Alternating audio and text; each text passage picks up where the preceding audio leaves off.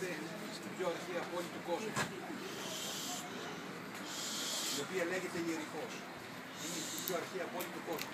You are here in the most ancient city of the world, Jericho. Και εδώ στην Παλαιά Διαθήκη, ο προφήτης Ελισέος ευλόγησε τα αλμυρά νερά της Ιεριχού και τα έκανε γλυκά. And here in the Old Testament, the prophet Elisha blessed the waters, the bitter waters, and made them sweet. Γι' αυτό και η Εκκλησία τιμάται στη μνήμη του προφήτου Ελισέου.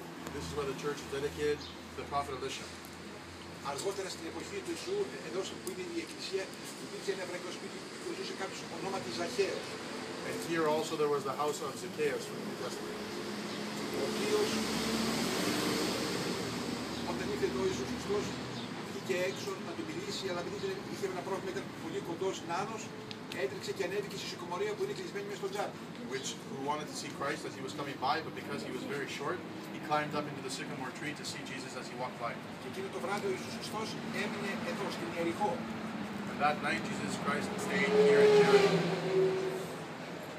Αργότερα μετά την ανάληψη του Ιησού, ο Απόστολος Πέτρος έγινε επίσκοπος της Κεσαρίας της Παλαιστίνης από τον Απόστολο Πέτρο.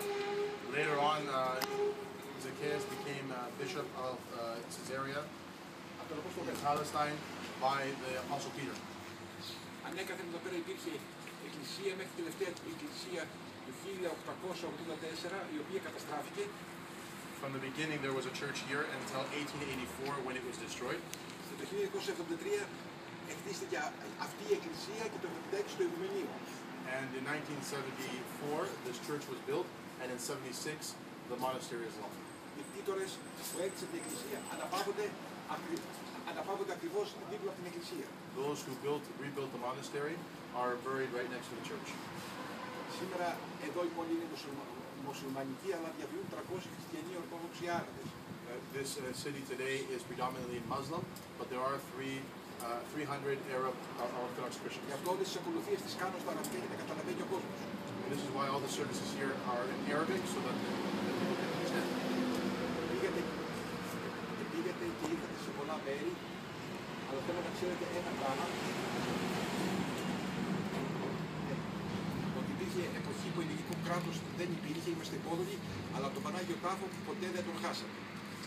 You have come and seen many places, and you see that even during the time when Greece was and the whole Middle East and Balkans were under the Ottoman Empire, under the Turks, the Holy Tomb was never lost to the Greeks. Αυτό θέλω να σας μείνει άτυχα, κοιτάξτε πάνω στο καμπαναριό, είναι η ελληνική σημαία και η σημαία του Παναγίου Τάφου. Αυτά είναι δικά σας. As you can see up on the bell tower, you will see the flag of Greece and also the flag of the Holy Tomb. And these also are our flags because we come from the same heritage. Εντάξει. Τώρα θέλω να μπείτε στην εκκλησία, να προσφυγήσετε, να πάρετε ένα βιβλίο, αν θέλετε, μια εικόνα ή οτιδήποτε άλλο, γιατί αγιογραφώ τον Ιερό Ναό για να τελειώσει η αγιογράφηση του Ιερού Ναού. You may also go now into the church to venerate the church and the icons, and you may also take a look at the icons, which Father here is actually doing himself in the church. Okay.